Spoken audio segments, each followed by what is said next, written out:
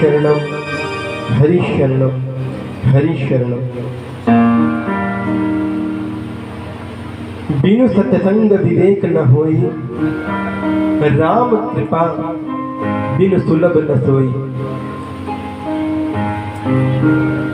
श्री रामचरितमानस के रचयिता बाबा श्री तुलसीदास जी महाराज ने जब अपनी इस अद्भुत रचना श्री रामचरितमानस में इस चौपाई को लिखा तो मानो इस चौपाई के माध्यम से बाबा यह समझाना चाहते हैं हम सांसारिक जीवों को कि देखिए, बिना सत्संग के विवेक नहीं होता, यह सिद्धांत है। लेकिन सत्संग मिलता है राम जी की कृपा से, भगवत कृपा से, हरि कृपा से। इसमें मुख्य प्रधानता है हरि कृपा की, राम कृपा की। राम कृपा बिनु सुलभ न सोई। सत्संग जो होता है यह राम जी की कृपा के बगैर हमें सुलभ नहीं हो सकता। महाराज, यह साधारण बात नहीं होती कि हम सत्संग में आकर बैठ जाएं और सत्संग सुने, सत्संग का लाभ लें। यह कोई साधारण बात नहीं होती। अति हरि कृपा जाहि पर होई, पाव दे यही मार्ग सोई। भगवान की कृपा तो समान रूप से संसार के सभी जीवों पर होती है, उसमें कोई भेद नहीं होता। किंतु जिस जीव पर भगवान की अति कृपा होती है, अति हरि कृपा होती है, यह सत्संग रूपी मार्ग उसी जीव को उपलब्ध होता है, सुलभ होता है। भगवान राम जब अपनी लीला पूरी करने के बाद, यानी जब भगवान राम ने अपनी लीला को पूरा किया त्रेता में, और अब कोई कार्य राम जी का शेष रह ही नहीं गया, और जब राम जी पूरे अयोध्या के वासियों को, या यूं कहें कि जो जो जीव, जो जो पशु, जो जो पक्षी, जो जो कीट पतंगे भगवान राम की लीला में सम्मिलित थे, भगवान राम करुणा निधान, भगवान राम कृपा कर, करुणा कर सबको अपने धाम, अपने साथ साकेत धाम में ले जाने लगे। जब सब भगवान राम के साथ उनके धाम साकेत धाम जा रहे थे, तब हनुमान जी वहां पर खड़े रह गए। राम जी ने हनुमान जी से कहा कि हनुमत देखो, मेरी पूरी लीला के अंदर तुम्हारा जो अभिनय रहा है वो बड़ा मुख्य रहा है। तो क्या तुम मेरे साथ मेरे साकेत धाम में नहीं जाओगे? अरे, अब तो तुम्हें हर क्षण हर समय मेरे धाम में मेरे साथ रहने का सौभाग्य प्राप्त होने वाला है। हनुमान जी ने कहा कि प्रभु राम जी, मेरे स्वामी, मेरे रघुनंदन, मैं आपसे क्षमा याचना करता हूँ और क्षमा मांगता हूँ कि मैं आपके धाम साकेत धाम में आपके साथ नहीं जा सकता। राम जी ने कहा, अरे हनुमत, मुझे बड़ा आश्चर्य हो रहा है तुम्हारी यह बात सुनकर, तुम मेरे साथ क्यों नहीं जाना चाहते? तो हनुमान जी ने कहा मुस्कुराकर कि प्रभु, मैं आपके बगैर तो रह सकता हूं, या आप यूं कहें कि मैं जब जी चाहूं, जिस क्षण चाहूं, आपका ध्यान करके, आपका नाम लेकर आपको अपने साथ अनुभव कर सकता हूं प्रभु। लेकिन मुझे पता है कि साकेत धाम में, आपके निज धाम में आप तो होंगे, लेकिन आपकी रसमयी कथा नहीं होगी प्रभु। यह कथा तो मुझे उपलब्ध अगर होगी तो यही मृत्यु लोक में पृथ्वी पर होगी। तो प्रभु मुझ पर कृपा करें, मैं आपके बगैर तो रह सकता हूँ पर आपकी कथा के बगैर नहीं रह सकता प्रभु। क्योंकि कहते हैं ना, रामचरित सुनिबे को रसिया। हनुमान जी महाराज जो है ये सत्संग के बड़े रसिया हैं, ये रामचरित मानस को सुनने के बड़े रसिया हैं, ये राम कथा को सुनने के बड़े रसिया हैं महाराज। और जहाँ जहाँ भगवान की कथा होती है, ऐसा कहते हैं कि हनुमान जी किसी न किसी रूप में वहाँ पर आकर विराजमान हो ही जाते हैं। यह है भगवान की कथा की महिमा, यह है भगवान के सत्संग की महिमा। और ऐसा कहते हैं कि सप्त चिरंजीवियों में हनुमान जी महाराज भी एक चिरंजीवी हैं जो कलयुग के अंत तक रहेंगे। अश्वत्थामा बलिर्व्यासो हनुमांश्च विभीषण कृपः परशुरामश्च सप्तेता चिरजीविनः। 7 चिरंजीवियों में हनुमान जी महाराज कलयुग के अंत तक रहेंगे। और जब तक भगवान की कथा इस पृथ्वी पर रहेगी तब तक हनुमान जी महाराज भी यहाँ पर विराजमान रहेंगे। यह है सत्संग की महिमा, यह है भगवान की इस कथामृत की महिमा। तो महाराज बिनु सत्संग विवेक न होई। सत्संग इसलिए हमारे लिए परम आवश्यक बन जाता है क्योंकि सत्संग में आकर हमारा विवेक जागृत होता है। हमें यहाँ पता चलता है सत्संग के माध्यम से कि हमें जीवन को कैसे जीना चाहिए, हमारे जीवन का परम लक्ष्य क्या है, हमारा धर्म क्या है और अधर्म क्या है। यह सत्संग में बैठकर सत्संग को सुनकर हमें पता लगता है और इसी से हमारा विवेक जागृत होता है।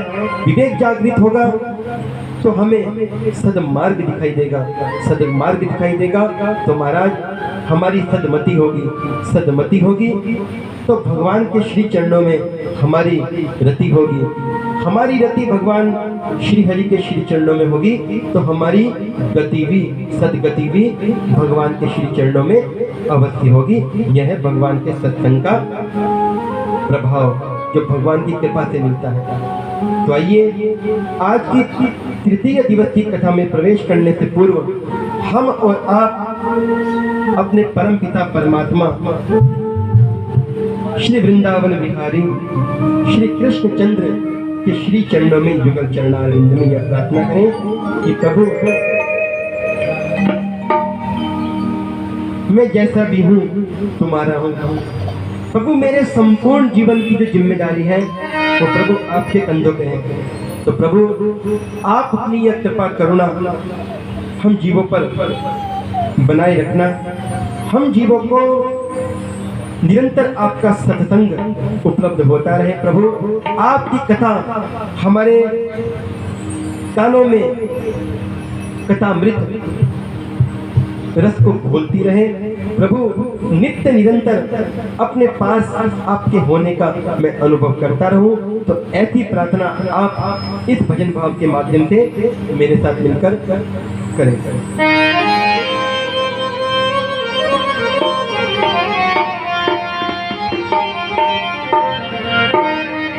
और प्रभु मुझे ये पता है कि आप हमारे अंदर आत्म रूप में विराजमान हैं। तो प्रभु कृपया करके मुझे समय समय पर चाहे सत्संग के माध्यम से ही सही ये बताते रहिएगा कि प्रभु मुझे ऐसा क्या करना चाहिए कि मैं सदा सदा के लिए आपकी शरणागति हो जाऊं। प्रभु मुझे कभी संसार की माया, आपकी माया व्याप्त ना हो, सदा सर्वदा मैं आपके श्री चरणों में रहने का सौभाग्य प्राप्त करता रहूं। तो आइए इस भजन भाव को हमारे साथ आप सभी लोग गुनगुनाएं। हे प्रभु मुझे बता दो, हे प्रभु मुझे बता दो, चरणों में कैसे आऊं।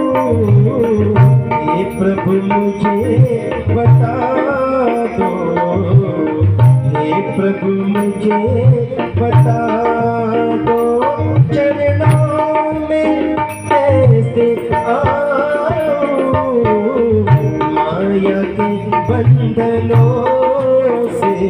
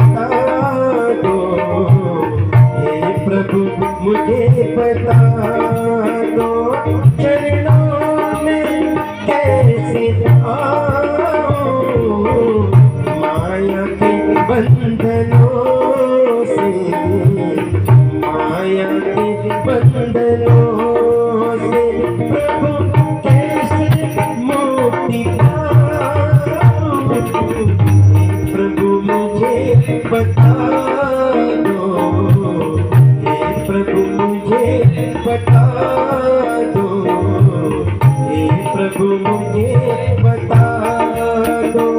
हरे कृष्णा कृष्ण कृष्ण हरे हरे, हरे राम राम राम हरे हरे,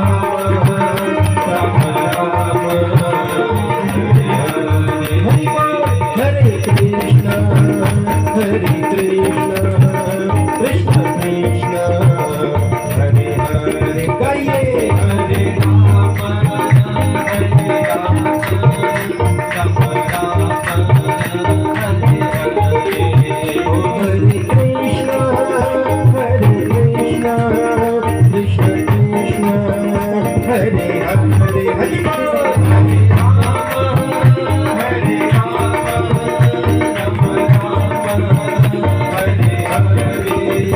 हरे कृष्ण कृष्ण कृष्ण हरे हरे, हरे हरे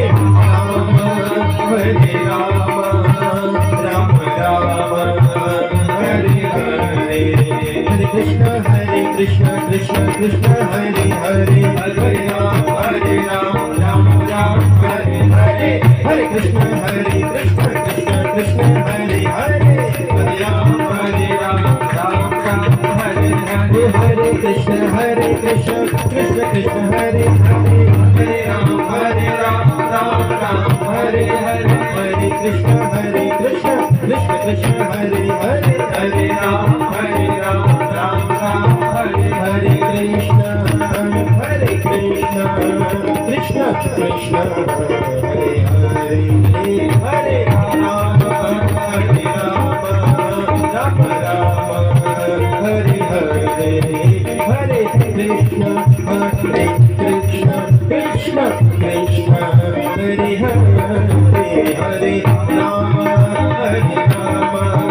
राम राम हरे हरे।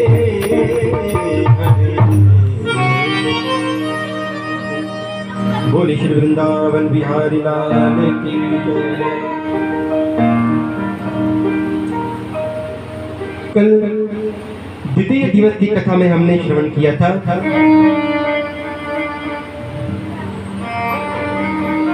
कि कैसे परीक्षित जी का जन्म हुआ, भगवान ने कैसे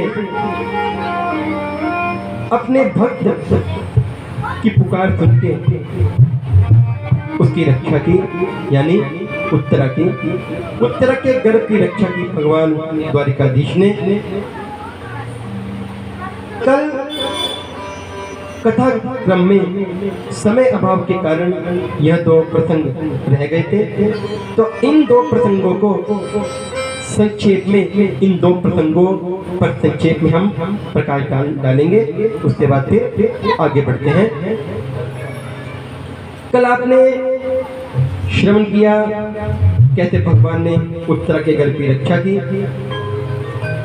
जब भगवान द्वारिकाधीश को यह लगा कि अब पांडवों को उनका राज्य मिल गया, सब अपने अपने परिवार में सुखी हैं, सारे दुखों का अंत हो गया, तो भगवान द्वारिकाधीश जाना चाहते थे अपनी द्वारिका को।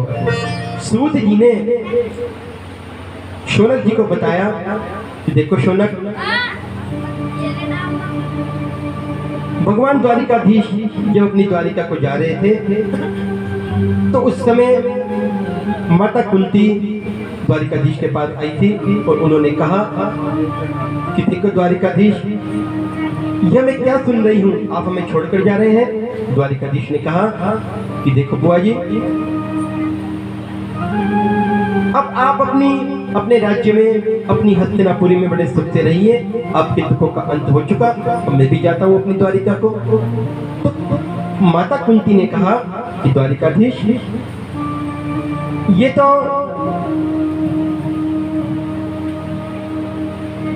मेरे हिसाब से अच्छा नहीं हुआ कि महाराज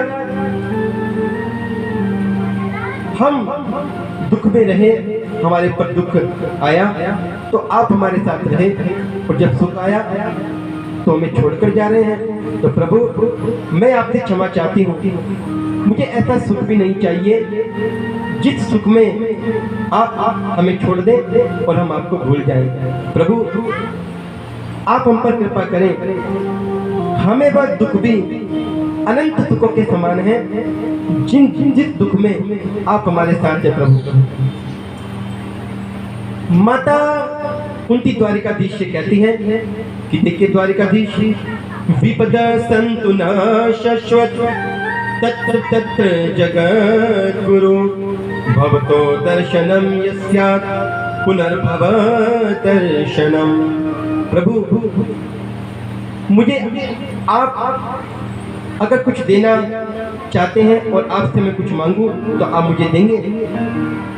द्वारिकाधीश ने कहा, हुआ क्या ऐसा कभी हुआ है कि तुमने मुझसे कुछ मांगा और मैंने तुमको ना दिया हो? मांगो, एक बार मांग कर तो देखो। तो माता कुंती ने द्वारिकाधीश से कहा कि द्वारिकाधीश देखिए, मैं आपके स्वरूप को समझ चुकी हूँ। मैं पहले आप में अपना भतीजा देखा करती थी, लेकिन अब मुझे आपके स्वरूप का पता लग गया कि आप कोई साधारण नहीं, आप परम पिता परमात्मा हैं।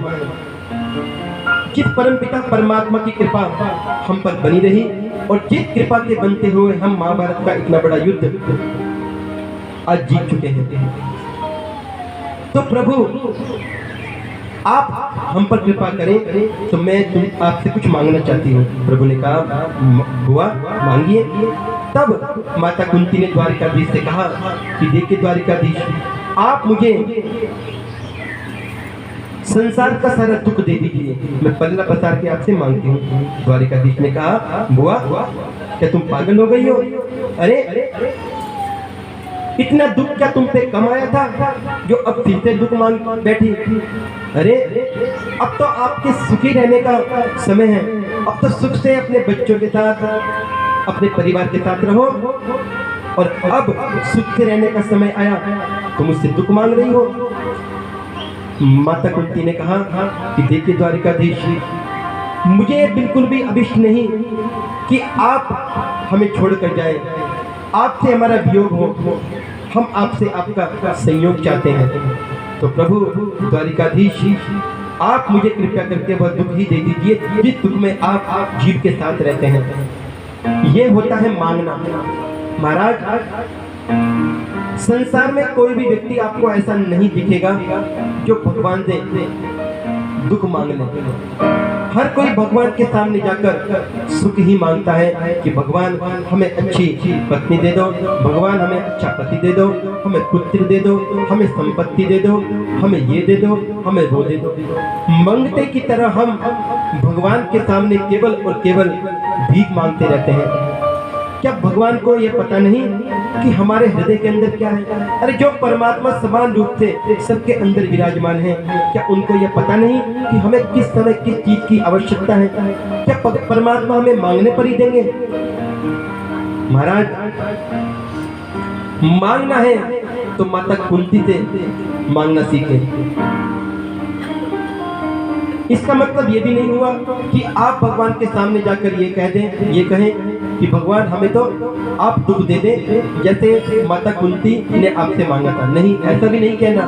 भगवान के सामने जाकर ये कहें भगवान से कि हे परमात्मा, जिस कार्य में हमारा कल्याण हो, जो कार्य जो कर्म हमारा कल्याण कर सके, जिस कर्म के करने से हमें आपके साथ रहने का अनुभव हो या आपका हमारे साथ रहने का अनुभव हो, महाराज हे प्रभु हे परमात्मा हमें वो प्रदान करें। हमें संसार मिले ना मिले परंतु हमें आप अवश्य मिल जाए प्रभु, क्योंकि संसार तो एक दिन छूटने वाला है, लेकिन आप परम शाश्वत हैं। आप सदा सदा के लिए हमारे थे, आप सदा सदा के लिए हमारे हो, और प्रभु आप सदा सदा के लिए हमारे रहोगे। तो परमात्मा के सामने परमात्मा से यह मांगना चाहिए। महाराज रोज आरती में गाते हैं क्या, कि सुख संपत्ति घर आवे, कष्ट मिटे तन का, सुख संपत्ति घर आवे, कष्ट मिटे तन का, ओम जय जगदीश हरि। सुख संपत्ति घर आवे, सुख संपत्ति तो आए आए और कष्ट भी सारे जीवन का मिट जाए। अरे परमात्मा को हमारे बारे में सब कुछ पता है। हमारे कर्मों के द्वारा ही हमारे ऊपर अच्छा बुरा प्रभाव होता है हमारे जीवन में। हमारे ऊपर कोई कष्ट आता है तो ये हमारे किए हुए कर्म होते हैं। हमारे जीवन में कुछ अच्छा होता है, यह भी हमारे किए हुए कर्मों के द्वारा ही होता है। महाराज परमात्मा का इसमें कुछ लेना देना नहीं होता। हाँ, अगर हम परमात्मा के समीप रहें, हम अगर परमात्मा की कृपा दृष्टि में रहें, हम अगर भगवान का भजन निरंतर करते रहने के साथ साथ भगवान को अपने साथ साथ अनुभव करते रहे, तो महाराज आने वाला वह अशुभ जो हमारा कर्म है परमात्मा की कृपा से शुभ कर्म में बदल जाता है। तो प्रयास हमें यह करना चाहिए कि हमें भगवान से संसार मांगने की बजाय परमात्मा को ही मांग लेना चाहिए। तो माता कुंती आज भगवान द्वारिकाधीश से मांगती है, हे द्वारिकाधीश आप हम पर कृपा करें, आप हमें छोड़कर नहीं जा सकते। देखिए हमें वो दुख ही दे दीजिए जिस दुख में आप जीव के साथ रहते हैं। तो हमें ऐसा सुख भी मंजूर नहीं, ऐसा सुख भी हमें नहीं चाहिए जिसमें आप हमको और जिस जीव को छोड़कर चले जाएं। बार बार कहने पर और माता कुंती के स्तुति करने पर द्वारिकाधीश अपनी बुआ कुंती से कहते हैं कि देखिए बुआ जी आप चिंता मत करें, आप जितना दिन चाहें मैं आपके साथ यहीं पर रहूंगा, आप चिंता मत करें। ऐसा कहकर माता कुंती अपने भवन की ओर चली जाती है और द्वारिकाधीश वहीं पर रुक जाते हैं। महाराज कुछ संतों के मुख से तो हमने ऐसा सुना है कि आज द्वारिकाधीश किसके लिए रुके हैं? द्वारिकाधीश आज रुके हैं विश्व पितामह के लिए। जो विश्व पितामह कुरुक्षेत्र के रणांगण में बाणों की शैया में घायल अवस्था में पड़े हुए हैं, और जो विश्व पितामह उत्तरायण का इंतजार कर रहे हैं कि कब उत्तरायण आए और कब मैं इस शरीर का त्याग करूं। अब वह उत्तरायण आने वाला है और तब द्वारिकाधीश सारे पांडवों को लेकर, द्रौपदी आदि को लेकर विश्व पितामह के समीप जाते हैं, जहाँ पर विश्व पितामह लेटे हुए हैं बाणों की शैया पर, और जाकर विश्व पितामह के सिराने खड़े हो जाते हैं। पांडव आदि द्रौपदी आदि तो पाव की तरफ आ जाते हैं और प्रभु द्वारिकाधीश सिराने खड़े हो जाते हैं। अब महाराज तीरों से छिदे होने के बावजूद जो विश्व पितामह हैं वह इधर उधर अपने गर्दन को हिला नहीं पाते। द्वारिकाधीश से कहते हैं कि द्वारिकाधीश मैं आपके श्री चरणों में वंदन करता हूँ, आप मुझ पर कृपा करें तो आप मेरे पैरों की तरफ आ जाए प्रभु, क्योंकि मैं आपको देख नहीं पा रहा, मैं आपके दर्शन नहीं कर पा रहा प्रभु, क्योंकि मेरा सिर हिल भी नहीं पा रहा, मैं अपने सिर को हिला भी नहीं पा रहा प्रभु, तो मैं कैसे आपके दर्शन करूंगा। भगवान द्वारिकाधीश विश्व पितामह के पैरों की तरफ आ जाते हैं और तब विश्व पितामह भगवान द्वारिकाधीश को प्रणाम करते हैं और कहते हैं कि हे द्वारिकाधीश मुझ पर बड़ी कृपा हुई कि आप मेरे इस अंत समय में मेरे सामने प्रकट हो गए, मेरे सामने खड़े हुए हैं। बहुत सारा ज्ञान पांडवों को विश्व पितामह प्रदान करते हैं और अंत में विश्व पितामह द्वारिकाधीश की तरफ देखकर कहते हैं कि हे द्वारिकाधीश मैं आपको प्रणाम करता हुआ आपके श्री चरणों में वंदन करता हुआ आपको कुछ भेंट करना चाहता हूँ। द्वारिकाधीश कहते हैं कि क्या? तब विश्व पितामह कहते हैं कि प्रभु मैं आपको अपनी पुत्री, अपनी बेटी भेंट करना चाहता हूँ। अब यह बात जब सुनी सारे पांडवों ने, द्वारिकाधीश ने, तो उनको बड़ा आश्चर्य हुआ कि अरे आपकी बेटी, आपकी पुत्री, अरे जो सदा ब्रह्मचर्य का पालन करते रहे, ब्रह्मचारी रहे, उनकी बेटी, उनकी पुत्री कहां से आ गई? तब द्वारिकाधीश के यह प्रश्न करने पर, पांडवों के यह प्रश्न करने पर विश्व पितामह द्वारिकाधीश से कहते हैं कि देखिए द्वारिकाधीश, देखिए प्रभु, मेरी यह जो पुत्री है, मेरी यह जो बेटी है, यह है मेरी मति, मेरी बुद्धि। बुद्धि? हाँ प्रभु। देखिए प्रभु, मैंने अपनी बेटी, अपनी पुत्री यानी इस बुद्धि रूपी बेटी को सदा सर्वदा आपके लिए सुरक्षित रखा। अपनी बुद्धि को, अपनी इस बुद्धि रूपी बेटी को, पुत्री को कहीं भी फंसने नहीं दिया। और आश्चर्य की बात तो यह है, और आनंद की बात तो यह है कि मेरी यह बुद्धि रूपी पुत्री कभी किसी के स्वरूप में नहीं फंसी। प्रभु, मेरी बुद्धि रूपी पुत्री को सदा सर्वदा आप ही अच्छे लगते रहे, और आप ही अच्छे लग रहे हैं। तो मैं चाहता हूँ कि आप मेरी इस बुद्धि रूपी, इस मति रूपी पुत्री का वर्ण करके इसको स्वीकार कर लीजिए। पांडव मुस्कुराने लगे, द्वारिकाधीश मुस्कुराने लगे। द्वारिकाधीश ने कहा कि देखिए विश्व पितामह, मैं अवश्य आपकी पुत्री यानी आपकी बुद्धि रूपी पुत्री को स्वीकार करूंगा और स्वीकार करता हूं, लेकिन अपनी पुत्री से भी तो पूछ लो कि क्या मैं उसको पसंद हूं। विश्व पितामह ने कहा कि अरे प्रभु, मैं आपसे बता तो चुका कि मेरी पुत्री, इस बुद्धि रूपी पुत्री को सदा सर्वदा आप ही अच्छे लगते रहे, इसको आपका ही स्वरूप हृदय में बसता हुआ अच्छा लगता रहा प्रभु। तो मैं चाहता हूँ आप इसके साथ वर्ण कर लीजिए। और तब महाराज कथा आती है कि विश्व पितामह युद्ध के समय की उन घटनाओं को याद करते रहे जब विश्व पितामह ने यह प्रतिज्ञा की थी, विश्व प्रतिज्ञा की थी कि मैं अगले दिन अर्जुन को समाप्त कर दूंगा, मार डालूंगा। कहते हैं कि यह प्रतिज्ञा अर्जुन के कानों तक भी गई, सारे पांडवों के कानों तक गई, और सब पांडवों के अंदर एक खलबली मच गई कि महाराज भीष्म पितामह ने अगर कोई प्रतिज्ञा की है तो वह सत्य प्रतिज्ञा की है, क्योंकि भीष्म पितामह जो है वो सत्य प्रतिज्ञा है। हम जानते हैं कि प्रतिज्ञा भीष्म पितामह पूरी ही करके छोड़ते हैं, तो पता नहीं अब अर्जुन का क्या होगा। महाराज द्वारिकाधीश रात्रि के समय इस प्रतिज्ञा को सुनकर अर्जुन के शिविर में गए, और जहाँ द्वारिकाधीश ने जाकर देखा कि अर्जुन तो महाराज आनंद देव ने शिविर में सो रहे हैं। द्वारिकाधीश को बड़ा आश्चर्य आया कि अरे, किस व्यक्ति को यह पता लग जाए कि मेरी मृत्यु अगले दिन होने वाली है, महाराज क्या वह व्यक्ति चैन से सो सकता है? और तब द्वारिकाधीश ने अर्जुन को उठाया और कहा कि अरे अर्जुन, अरे पार्थ, तू चैन से सो रहा है? तू जानता नहीं कि कल तेरा वध करने की प्रतिज्ञा विश्व पितामह कर चुके हैं। तब अर्जुन उठते हैं और कहते हैं अरे द्वारिकाधीश, अरे सारा दिन युद्ध करते करते हो गया, चैन से सोने भी नहीं दे रहे। द्वारिकाधीश ने कहा तुम्हें चैन से सोने की लगी हुई है? मैंने जो कहा मुझे उसका उत्तर दो, तुम चैन से कैसे सो सकते हो? तब अर्जुन ने मुस्कुराते हुए कहा कि देखिए केशव, मैं चैन से सो रहा हूं तो इसमें क्या आश्चर्य है? अरे जिसकी रक्षा करने युक्ति तो निकालनी थी अर्जुन को बचाने की। उधर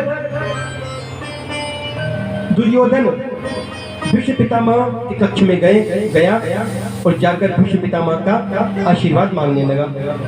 प्रसन्न होकर जब से इसको पता लगा था कि अर्जुन को मारने की प्रतिज्ञा की है, भीष्म पितामह ने दुर्योधन को आशीर्वाद देने के लिए मना कर दिया कि कहा कि देख दुर्योधन, तू मेरे आशीर्वाद का अधिकारी नहीं, तू चाहता है आशीर्वाद तो अपनी पत्नी को मेरे पास भेज दे, मैं उसको आशीर्वाद अवश्य दूंगा। अब महाराज दुर्योधन इतना सा मुंह लटकाकर वहां से चला जाता है और अपनी पत्नी को भीष्म पितामह के आशीर्वाद के लिए उनकी शिविर की तरफ भेजता है।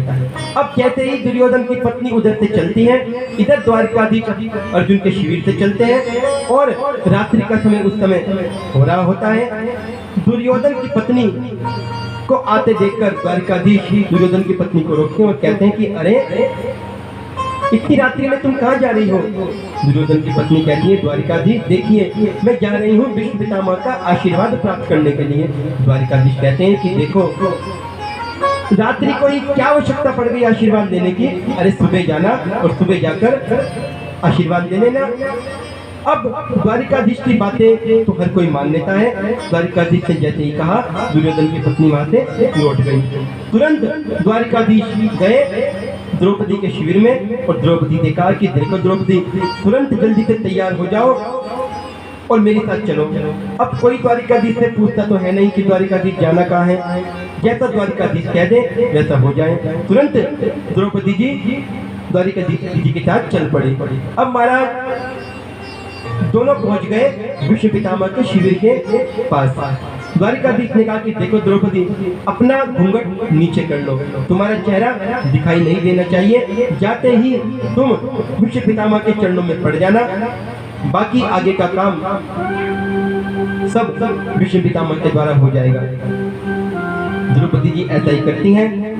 श्री भीष्म पितामह के शिविर के अंदर प्रवेश करने से पहले द्रौपदी जी अपना घूंघट नीचे कर लेती हैं और अंदर प्रवेश कर जाती हैं जहां भीष्म पितामह अपनी साधना में बैठे हुए होते हैं। अब महाराज भीष्म पितामह के चरण में यह द्रौपदी जी गिर जाती हैं और तुरंत गिरते ही भीष्म पितामह द्रौपदी जी के सिर पर आशीर्वाद के स्वरूप में यह कह देते हैं कि अखंड सौभाग्यवती भव। अब जैसे ही अखंड सौभाग्यवती भव ऐसा भीष्म पितामह आशीर्वाद देते हैं द्रौपदी को, तुरंत द्रौपदी अपना पल्लू उठाती है और पल्लू उठाकर भीष्म पितामह की तरफ हाथ जोड़कर खड़ी हो जाती है। अब तो महाराज भीष्म पितामह मुस्कुराते हैं, अरे द्रौपदी तुम यहाँ कैसे आई? तब द्रौपदी जी ने इशारा किया बाहर की तरफ जहाँ द्वारिकाधीश खड़े हुए थे। अब महाराज द्वारिकाधीश को देखकर भीष्म पितामह मुस्कुराते हैं और ये जान जाते हैं कि अरे द्वारिकाधीश ये आपकी लीला है, आप द्रौपदी को आशीर्वाद दिलाने के लिए यहाँ पर लेकर आए। आपको पता था कि मैं कल अर्जुन का वध कर दूंगा, मेरी भीष्म प्रतिज्ञा है, लेकिन आपने मेरे द्वारा द्रौपदी को अखंड सौभाग्यवती भव का आशीर्वाद दिलाया, तो इसका जो सौभाग्य होगा वह अखंड ही होगा। द्वारिकाधीश आप चिंता मत करें। यह बात द्वारिकाधीश और भीष्म पितामह की आंखों में चल रही थी। तो महाराज प्रभु ने अपनी ऐसी लीला रचाई कि अर्जुन को मरने से बचा लिया, क्योंकि अर्जुन ने सारा भार अपने जीवन का भगवान श्री कृष्ण के कंधों पर डाल दिया था। यह सब बातें आज युद्ध के उस रणांगन में पड़े हुए भीष्म पितामह याद कर रहे हैं। और महाराज भीष्म पितामह कहते हैं कि देखिए प्रभु, अब मैं अपनी बुद्धि रूपी पुत्री को आपके सुपुर्द करता हूँ। और ऐसा कहकर भीष्म पितामह ने बहुत सुंदर स्तुति प्रभु द्वारिकाधीश की। भीष्म स्तुति के नाम से यह श्रीमद् भागवत के अंदर कुछ श्लोकों में है। इस समय में महाराज कितना कष्ट होता है। कहते हैं कि हजारों लाखों बिच्छों के काटने जैसा कष्ट इस जीव को होता है अंतिम समय में। तो ऐसे समय में प्रभु की कृपा से ही हमारे मध्य भगवान का प्रभु का नाम आ सकता है। प्रभु की कृपा से ही हमें प्रभु के दर्शन हो सकते हैं। और ये तब होगा जब हम नित्य निरंतर भगवान से यह प्रार्थना करते रहे। क्यों? क्योंकि जो पैदा हुआ है उसको जाना अवश्य है। महाराज दो बातन को भूल मत, जो चाहे कल्याण, नारायण एक मौत को दूजे श्री भगवान। इसलिए कभी नारायण को ना भूले और कभी अपनी मृत्यु को ना भूले। मृत्यु अवश्य संभावी है, आनी ही है। इसलिए महाराज पहले से ही इसकी व्यवस्था करके रखें। तो ये सुंदर भाव सदा अपने हृदय के अंदर रखे गोविंद के श्री चरणों में। अब महाराज कल आपने कथा में यह श्रवण किया था कि कैसे कलयुग को 4 स्थान जब परीक्षित जी ने दिए, और जब इन 4 स्थानों से कलयुग को संतुष्टि नहीं हुई थी, तब कलयुग ने अपने बारे में बताया था कि देखिए राजन, मेरे अंदर बड़े ही कितने एक प्रधान गुण है, क्या कि कलयुग केवल नाम आधारा, सुमिर सुमिर नरे उतरहि पारा। कलयुग केवल नाम आधारा, सुमिर सुमिर नरे उतरहि पारा। यही कलि करमन साधन दूजा, यही कलि करमन साधन दूजा, जोग यज्ञ जप तप व्रत पूजा, जोग यज्ञ जप तप व्रत पूजा। कलयुग केवल नाम आधारा, सुमिर सुमिर नर उतरहि पारा। तो राजन देखिए, मेरे अंदर जो प्रधान गुण है, सबसे बड़ा गुण है, वह यह है कि यद फलम नास्ति तपसा न योगेन समाधिना, तत्फलम लभते सम्यक कलो केशव कीर्तना।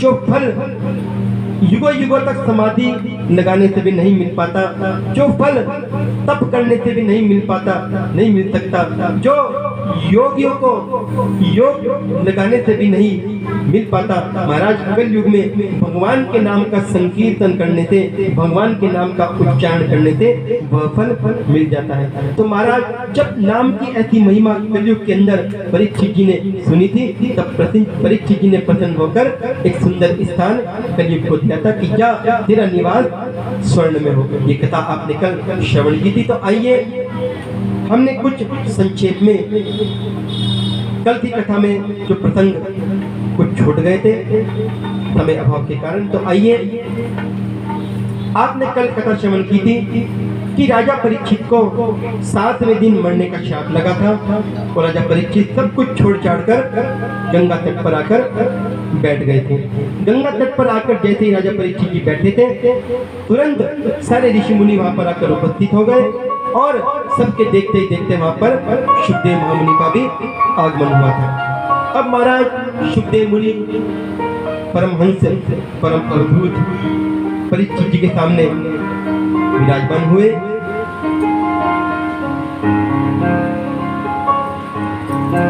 बिना कुछ देर लगाए परीक्षित जी ने शुकदेव महामुनि के सामने अपने 2 प्रश्न रख दिए, जो प्रश्न और मुनियों से भी परीक्षित जी पूछ रहे थे। क्या कि अतः पृच्छामि संसिद्धिं योगिनां परमं गुरुं, पुरुषस्यैव यत् कार्यं म्रियमाणस्य सर्वथा।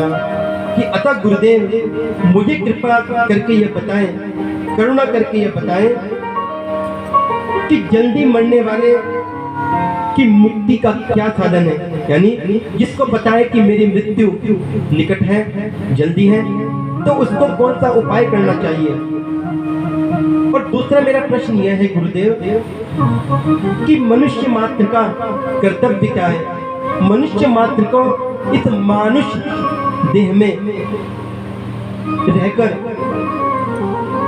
कौन सा ऐसा कर्तव्य करना चाहिए, उसका क्या कर्तव्य है, उसको कौन सा कर्म करना चाहिए जिससे उसका परम कल्याण हो।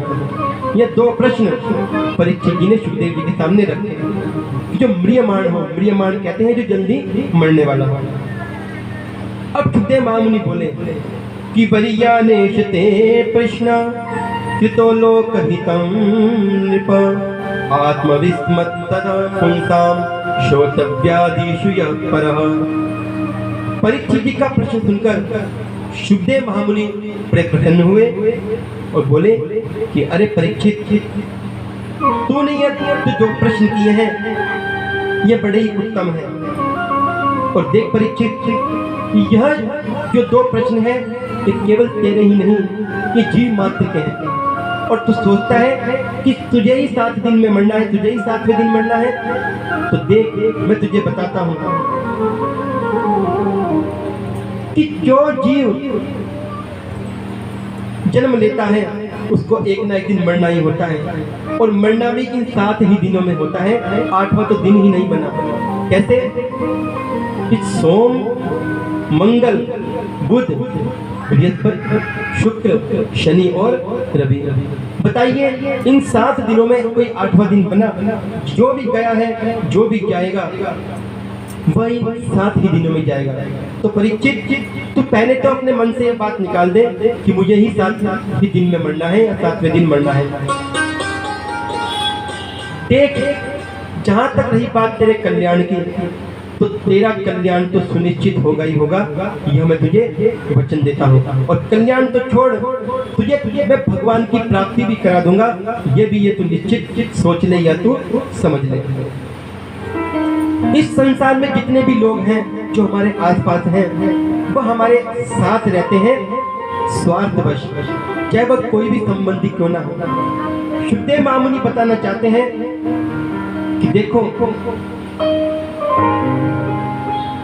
संसार में जो भी हमें मिलेगा, जो भी हमें मिलता है, वह स्वार्थवश ही मिलता है, स्वार्थ को लेकर भी मिलता है। जब महाराज जिसका स्वार्थ हमसे समाप्त हुआ, तो वह हमसे पराया हो गया। इसी बात को एक बहुत सुंदर कवि लिखते हैं कि मात कहे मेरो पूत सपूत, बहना कहे मेरो लाडलो भैया, तात कहे मेरो कुल को दीपक, वंश को मेरो आगे बढ़ैया, पत्नी कहे मेरो प्राण धन, चरणों पे जाऊं 100 बार बनैया, शाही कहे सुन शाह अकबर, जब तक गांठ में है यह रुपैया। माता पिता पुत्र भाई बंधु सगे संबंधी तब तक ही हमारे साथ रहना चाहते हैं जब तक हमारे पास उनको रुपया पैसा दिखाई देता है, और जब तक हम उनके काम के उनको दिखाई देते हैं। कोई व्यक्ति इस संसार को छोड़कर चला जाए तो उसके आसपास के जो उसके सगे संबंधी होते हैं वह रोते हैं, और क्या कहते हुए रोते हैं? आपने देखा भी होगा कि हाय हमें छोड़कर चले गए, अब हम किसके सहारे जिएंगे, अब हमारा कौन पालन करेगा, अब हमारा क्या होगा। अरे क्या तुम इतने स्वार्थी हो? क्या तुम्हारा प्रेम केवल स्वार्थ का प्रेम था? तुमने कैसे उस जीव को जाने दिया जिस जीव से तुम इतना प्रेम करते थे? अरे अगर इस मरने वाले जीव से तुम्हें इतना प्रेम ही था तो तुमने इसको जाने ही क्यों दिया? और देखो, अगर तुम्हें इस मरने वाले जीव से प्रेम ही है तो तुम भी इसके साथ चले जाओ। लेकिन महाराज, क्या कभी ऐसा किसी ने किया कि कोई व्यक्ति किसी से प्रेम करता हो, बहुत अतिशय प्रेम दिखाता हो उसके जीवित रहने पर, लेकिन उसके जाने के बाद इस शरीर को वो भी छोड़ दे? नहीं। देखो, मैं जिससे प्रेम करता था जब वो ही नहीं रहा तो मैं भी रहकर क्या करूंगा? क्या कभी आपने ऐसा देखा है? नहीं, ऐसा नहीं देखा होगा। क्यों? क्योंकि सबको पता है कि सबका प्रेम जो है वह केवल स्वार्थ को लेकर ही है महाराज। इसलिए इस स्वार्थ बनी दुनिया को, इस स्वार्थ भरे संबंधियों को, इन स्वार्थ भरे रिश्तों को आप पहचानना प्रारंभ कर दें और अपने लिए सोचें, अपने कल्याण के लिए चिंतन करें कि हमें इन सब से छूटकर, देखिए छोड़ना किसी को नहीं है, कहीं पर भी ये नहीं लिखा, कहीं पर भी ये नहीं कहा गया कि आप सबको छोड़कर जंगल में चले जाएं। नहीं, कहीं नहीं जाना, संसार के बीच में ही रहना है, परिवार के बीच में ही रहना है, अपने कर्तव्य का पालन करते हुए अपने कर्म को करना है निस्वार्थ होकर, भगवान का भजन करते हुए, अपने कल्याण का साधन करते हुए। रटते रहो जब तक घट में प्राण, कभी तो दीन दयाल के भनक पड़ेगी कान। भगवान को निरंतर पुकारते रहें, अपने कल्याण के लिए प्रभु से यह प्रार्थना करते रहें कि प्रभु आपकी कृपा करुणा हम पर बनी रहे, आपकी माया उससे हम बचे रहें। और आप मायापति हैं, आप मायापति ही अपनी माया से हमें छुड़ा भी सकते हैं, हमें बचा भी सकते हैं। तो बहुत सुंदर शब्दों में मानो परीक्षित जी को आज सुखदेव महामुनि समझाना चाहते हो कि जीवन की वास्तविकता कि देखो परीक्षित, तुम्हारे जीवन के 7 दिन नहीं है, प्रत्येक जीव को इन 7 ही दिनों में मरना है। परीक्षित जी को सुखदेव महामुनि यह श्रीमद् भागवत की कथा के माध्यम से सत्संग सुना रहे हैं। और सत्संग सुनाते सुनाते, कथा सुनाते सुनाते सुखदेव महामुनि को याद आया कि अरे मैं आकर बैठ गया और बैठकर परीक्षित जी के कल्याण के लिए इनको कथा सुनाने लगा। मैंने अपने गुरुदेव का तो ध्यान ही नहीं किया। और तुरंत सुखदेव महामुनि ने अपने गुरुदेव का ध्यान किया। और सुखदेव महामुनि की जो गुरु है वह कौन है? वह है श्री राधा रानी। कहते हैं कि सुखदेव महामुनि पिछले जन्म में निकुंज के तोते थे। यह निकुंज में डाल पर बैठे बैठे श्री राधे श्री राधे श्री राधे रटते रहते थे। तो कहते हैं कि राधे राधे इनके मुख से रटन सुनकर एक दिन श्री राधा रानी इनके सामने प्रकट हो गई। और इनके सामने प्रकट होकर श्री राधा रानी बोली कि अरे शुक्र, तू राधे राधे रट रहा है, देख देख, तू राधे राधे न रट, तू कृष्ण कृष्ण रट। मानो आज उस शुक को, उस तोते को श्री राधा रानी ने कृष्ण नाम की दीक्षा प्रदान कर दी होगी। तो उस दिन से मानो कृष्ण नाम की दीक्षा सुखदेव जी को मिली। और तब सुखदेव महामुनि की जो गुरु हुई वो हुई श्री राधा। अब श्री राधा राधा श्री राधे राधे रटने के बजाय सुखदेव महामुनि कृष्ण कृष्ण रटने लगे। केवल कल्याण के लिए 7 दिन है, तो इन 7 दिनों में इसका कल्याण कैसे होगा? इसलिए सुखदेव महामुनि ने अपने आप को बड़ा रोक कर रखा। इसलिए उन्होंने श्री राधा नाम को प्रत्यक्ष श्रीमद् भागवत जी में कहीं भी नहीं लिया। अप्रत्यक्ष रूप से तो उन्होंने राधा नाम लिया, लेकिन प्रत्यक्ष रूप से नहीं लिया। अब महाराज अपनी गुरुदेव श्री राधा रानी का ध्यान करते हुए सुखदेव महामुनि आगे बढ़ते हैं। और तब राजा परीक्षित सुखदेव महामुनि के श्री चरणों में एक प्रश्न रखते हैं कि हे गुरुदेव, आप मुझे बताएं कि भगवान का ध्यान करने का अभ्यास कैसे हो? ऐसा कौन सा अभ्यास किया जाए जिससे भगवान का ध्यान सहज लग जाए? तब महाराज सुखदेव महामुनि कहते हैं कि जिता तनो चित श्वासो चित संगो जितेंद्रिय स्थूले भगवतो रूपे मन संधार्यत्या। सुखदेव महामुनि 4 साधन परीक्षित जी को बताते हैं कि देखो परीक्षित, देखो राजन, पहले तो अपने आसन को जीतो, 2, 4, 5 घंटे बैठने का एक आसन पर अभ्यास करो। एक आसन पर जब बैठने का अभ्यास होगा तब आप भगवान का भजन कर पाएंगे, भगवान का ध्यान कर पाएंगे। अन्यथा अगर अभ्यास नहीं होगा तो पैर इधर उधर करके बैठते रहेंगे और तब आसन सिद्धि न होने पर भगवान का ध्यान भी नहीं लगेगा, भगवान का भजन भी नहीं बन पाएगा। इसलिए सर्वप्रथम आसन को सिद्ध करें। कुछ देर कम से शुरू करें। शुरू के दिन 20 मिनट बैठे, फिर 15 मिनट और बढ़ा दे, 20 मिनट और बढ़ा दे, फिर आधा घंटा, फिर 1 घंटा। ऐसे करते करते जैसे जैसे आपको अभ्यास होगा, आसन पर बैठने का आपका अभ्यास फिर इतना हो जाएगा कि आप एक आसन पर बड़े ही अच्छे से बैठ सकते हैं, सुखासन लगाकर। तो आसन को सिद्ध करना है।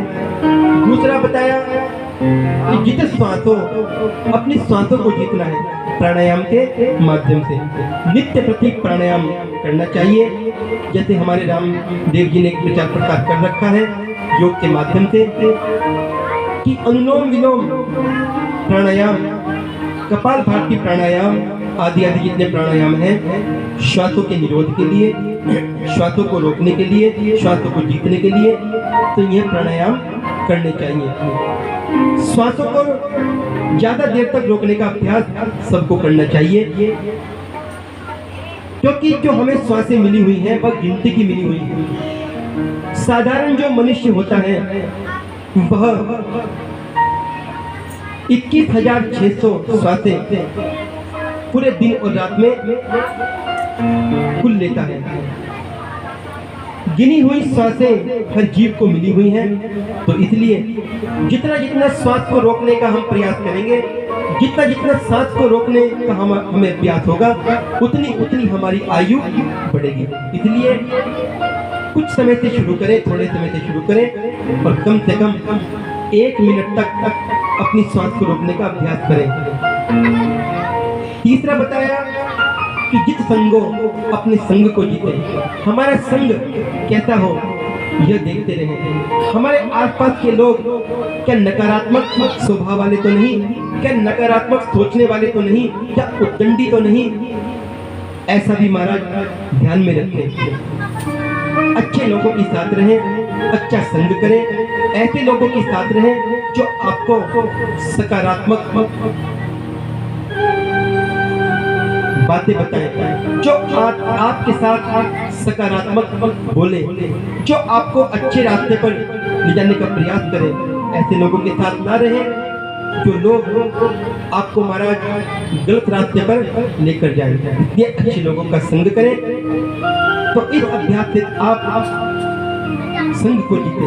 चौथा अभ्यास बताया, जितेंद्रियों अपनी इंद्रियों को जीते। हमारी इंद्रियों का काम होता है कि हमारी इंद्रियां बुरी जगह पर जल्दी चली जाती हैं, अच्छी चीजों को, अच्छी जगहों को जल्दी स्वीकार नहीं करती। हमारा स्वास्थ्य बड़ा खराब है और हमें डॉक्टर ने कोई ऐसी चीज खाने को मना कर रखी है जो चीज हमारे स्वास्थ्य के लिए हानिकारक है। और जो चीज डॉक्टर ने हमें मना की है खाने के लिए, वह चीज हमें अत्यधिक प्रसन्न हो, हमारी इंद्रियों को अच्छी लगती हो, हमारी जिह्वा को अच्छी लगती हो, और वो चीज हमारे सामने आ जाए। हम सोचे कि अरे महाराज जो होगा देखा जाएगा, अभी तो खा लेते हैं, उसको खा लें और इंद्रियां उसको खाकर तृप्त भी हो जाए, बड़ा स्वाद भी ले लें और उससे हमारा स्वास्थ्य बिगड़ जाए। तो महाराज ऐसे बिगड़े हुए स्वास्थ्य से क्या हमें परमात्मा का ध्यान होगा? क्या हम आसन पर बैठ पाएंगे? क्या हम कोई साधन कर पाएंगे? नहीं। सर्वप्रथम अपनी इंद्रियों को जीते।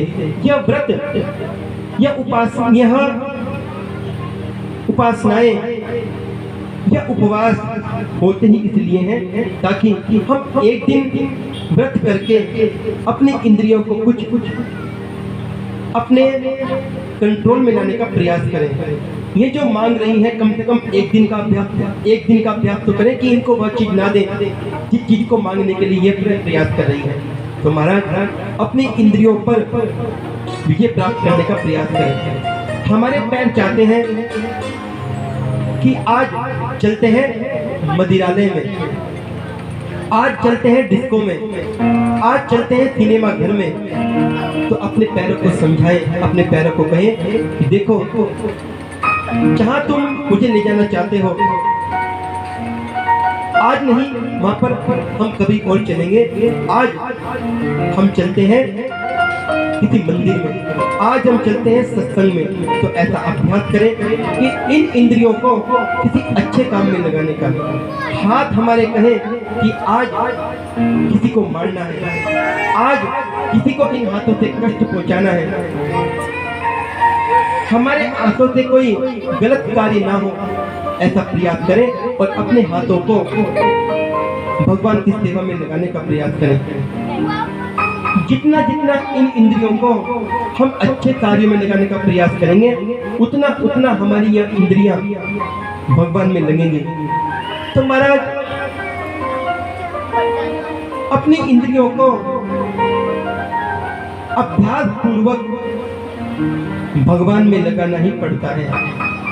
ये चाहती नहीं, यह हमेशा हमें उल्टी ही तरफ लेकर जाएंगी, लेकिन हमें अपनी इंद्रियों को भगवान की तरफ लेकर चलना है। इसीलिए संत कहते हैं, शास्त्र कहते हैं कि भगवान की सेवा प्रत्येक व्यक्ति को अवश्य करनी चाहिए। भगवान को भोग लगाकर ही हमें उस पदार्थ को ग्रहण करना चाहिए जो ग्रहण करने योग्य हो। तुम ही निवेदित भोजन करही, प्रभु प्रसाद पट भूषण धरही। भगवान को अर्पण करके प्रत्येक वस्तु को अगर ग्रहण करेंगे तो वह वस्तु जब हमारे शरीर से लगेगी, हमारे शरीर में जाएगी, तो वह कल्याण करने वाली होगी। क्योंकि उसका जो दूषित भाव होगा उस वस्तु का, उसको तो प्रभु ग्रहण कर लेंगे और शुद्ध करके उसे हमें प्रदान कर देंगे।